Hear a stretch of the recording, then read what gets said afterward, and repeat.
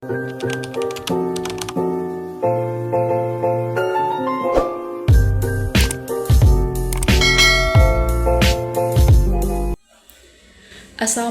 warahmatullahi wabarakatuh. Perkenalkan, nama saya Widya Alwia Molok, mahasiswi dari Fakultas Tarbiyah dan Ilmu Keguruan, Program Studi Pendidikan Agama Islam semester 5. Nah, jadi saya akan mempresentasikan bagaimana tata cara pelaksanaan umroh.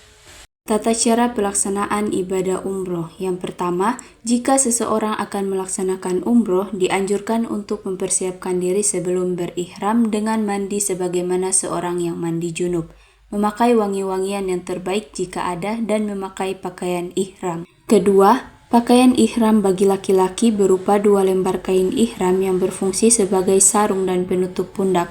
Adapun bagi wanita, ia memakai pakaian yang telah disyariatkan yang menutupi seluruh tubuhnya, namun tidak dibenarkan memakai cadar, nikab, atau penutup wajahnya, dan tidak dibolehkan memakai sarung tangan.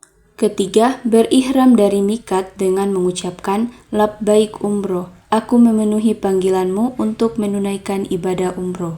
Keempat, jika khawatir tidak dapat menyelesaikan umroh karena sakit atau adanya penghalang lain, maka dibolehkan mengucapkan persyaratan setelah mengucapkan kalimat di atas dengan mengatakan Allahumma mahilli haitsu habastani, yang artinya, ya Allah, tempat tahalul di mana saja engkau menahanku. Dengan mengucapkan persyaratan ini, baik dalam umroh maupun ketika haji, jika seseorang terhalang untuk menyempurnakan manasiknya, maka dia diperbolehkan bertahalul dan tidak wajib membayar dam atau menyembelih seekor kambing. Kelima, tidak ada alat khusus untuk berihram, namun jika bertepatan dengan waktu sholat wajib, maka sholatlah lalu berihram setelah sholat. Keenam, setelah mengucapkan talbiyah umroh pada poin ketiga, dilanjutkan dengan membaca dan memperbanyak talbiyah berikut ini, sambil mengeraskan suara bagi laki-laki dan lirih bagi perempuan hingga tiba di Mekah. Labbaik Allahumma labbaik, labbaik la syarika laka labbaik, innal hamda wa ni'mata laka wal mulk la syarikalah, yang artinya, aku menjawab panggilanmu ya Allah, aku menjawab panggilanmu. Aku menjawab panggilanmu, tiada sekutu bagimu. Aku menjawab panggilanmu, sesungguhnya segala pujian, kenikmatan dan kekuasaan hanya milikmu, tiada sekutu bagimu. Ketujuh, jika memungkinkan seseorang dianjurkan untuk mandi sebelum masuk kota Mekah. Kedelapan, masuk Masjidil Haram dengan mendahulukan kaki kanan sambil membaca doa masuk masjid. Allahumma ftahili abwaba rahmatik, yang artinya, ya Allah, bukakanlah untukku pintu-pintu rahmatmu. Kesembilan, menuju ke Hajar Aswad lalu menghadapnya sambil membaca Allahu Akbar atau Bismillah Allahu Akbar, lalu mengusapnya dengan tangan kanan dan menciumnya. Jika tidak memungkinkan untuk menciumnya, maka cukup dengan mengusapnya, lalu mencium tangan yang mengusap Hajar Aswad. Jika tidak memungkinkan untuk mengusapnya, maka cukup dengan memberi isyarat kepadanya dengan tangan, namun tidak mencium tangan yang memberi isyarat. Ini dilakukan pada setiap putaran tawaf. Ke-10, kemudian memulai tawaf umroh 7 putaran, dimulai dari Hajar Aswad dan berakhir di Hajar Aswad pula, dan disunahkan berlari-lari kecil pada 3 putaran pertama dan berjalan biasa pada 4 putaran terakhir. Ke-11, disunahkan pula mengusap rukun yamani pada setiap putaran tawaf, namun tidak dianjurkan mencium rukun yamani, dan apabila tidak memungkinkan untuk mengusapnya, maka tidak perlu memberi isyarat dengan tangan. Ke-12, ketika berada di antara rukun yamani dan Hajar Aswad, disunahkan membaca Rabbana atina fid dunya hasanah wa fil akhirati hasanah wa qina azabannar, yang artinya, ya Rabb kami, karuniakanlah pada kami kebaikan di dunia dan kebaikan di akhirat, serta selamatkanlah kami dari siksa neraka. Ke-13, tidak ada zikir atau bacaan tertentu pada waktu tawaf, selain yang disebutkan pada nomor 12, dan seseorang yang tawaf boleh membaca Al-Quran atau doa dan zikir yang ia sukai.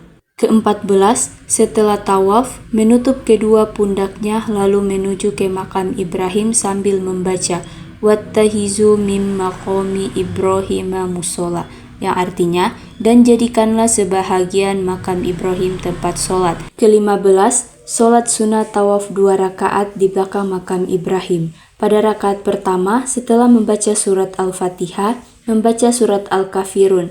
Dan pada rakaat kedua, setelah membaca Al-Fatihah, membaca surat Al-Ikhlas. Ke-16, setelah sholat disunahkan minum air zam-zam dan menyirami kepala dengannya. Ke-17, kembali ke Hajar Aswad, bertakbir lalu mengusap dan menciumnya jika hal itu memungkinkan atau mengusapnya atau memberi isyarat kepadanya. Ke-18, kemudian menuju ke Bukit Safa untuk melaksanakan syai umroh dan jika telah mendekati Safa, membaca Inna Safa wal Marwata min sya'airillah. Sesungguhnya Safa dan Marwa adalah sebagian dari syiar Allah. Lalu mengucapkan Nabbada ubima ba'da Allahu bihi. Ke-19, menaiki Bukit Safa lalu menghadap ke arah Ka'bah hingga melihatnya. Jika hal itu memungkinkan, kemudian membaca Allahu Akbar, Allahu Akbar, Allahu Akbar.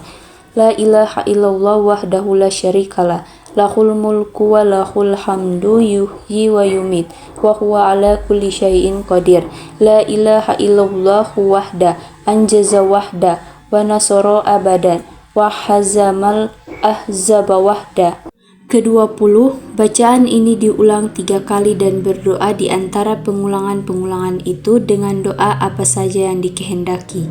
Ke-21, lalu turun dari Safa dan berjalan menuju ke Marwah. Ke-22, disunahkan berlari-lari kecil dengan cepat dan sungguh-sungguh di antara 2 tanda lampu hijau yang berada di Mas'a atau tempat syai bagi laki-laki. Lalu berjalan biasa menuju Marwah dan menaikinya.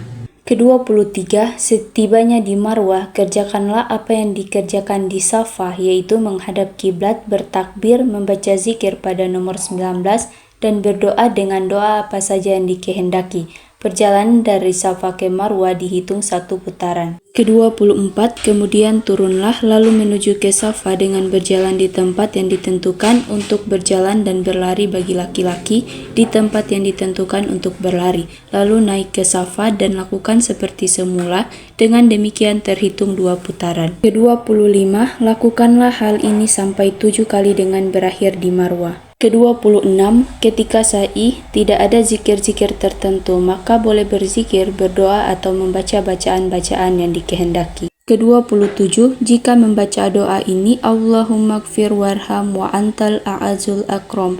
Ya Robku, ampuni dan rahmatilah aku, sesungguhnya Engkaulah yang maha perkasa dan maha pemurah. Tidaklah mengapa karena telah diriwayatkan dari Abdullah bin Mas'ud dan Abdullah bin Umar radhiyallahu anhu bahwasanya mereka membacanya ketika syai. Ke-28, setelah syai, maka bertahalul dengan memendekkan seluruh rambut kepala atau mencukur gundul, dan yang mencukur gundul itulah yang lebih afdol. Adapun bagi wanita, cukup dengan memotong rambutnya sepanjang 1 ruas jari. Ke-29, setelah memotong atau mencukur rambut, maka berakhirlah ibadah umroh dan Anda telah dibolehkan untuk mengerjakan hal-hal yang tadinya dilarang ketika dalam keadaan ihram. Sekian presentasi dari saya tentang tata cara pelaksanaan ibadah umroh. Wassalamualaikum warahmatullahi wabarakatuh.